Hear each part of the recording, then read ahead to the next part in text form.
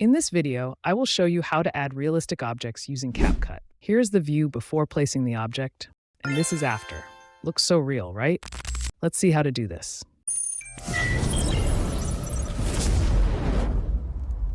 First, add the main video clip to the timeline. Then, click on this button with the stripes. Click on Export Still Frames. Here, select the resolution of the video clip. Choose the format as PNG. Disable this option and click Export. This will take a screenshot of the video.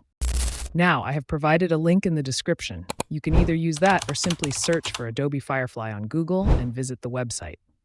To work on this, we need to have an account. Click on Sign In. You can register on this site using Google.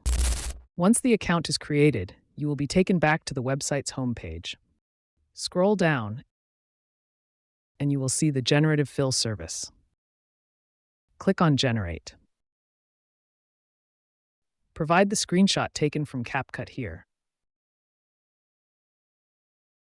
Click on Insert. Here, set the brush size to 50 pixels, brush hardness to 50%, and brush opacity to 100%. Simply draw with the brush tool where you want to create an object. I want to create another teacup here, so I will brush in the same size as this cup.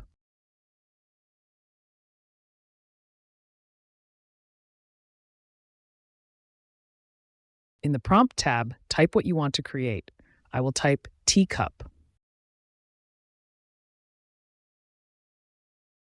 Click on Generate. Wait a moment until it generates.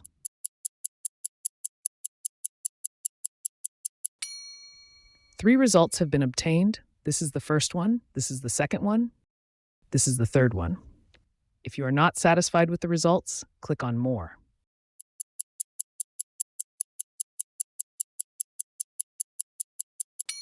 Three more results have been obtained. Here, I will select the second image. Now, this needs to be downloaded. Simply click on Download.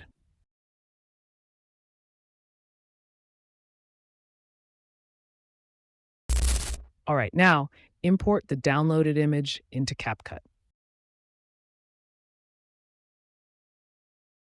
Place the image on the upper layer of the video clip.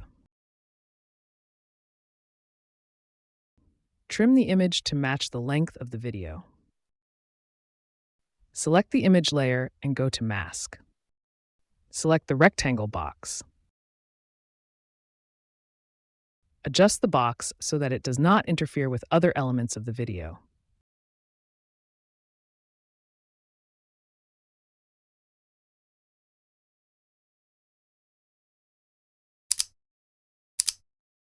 That's it. Here is the preview of the final result.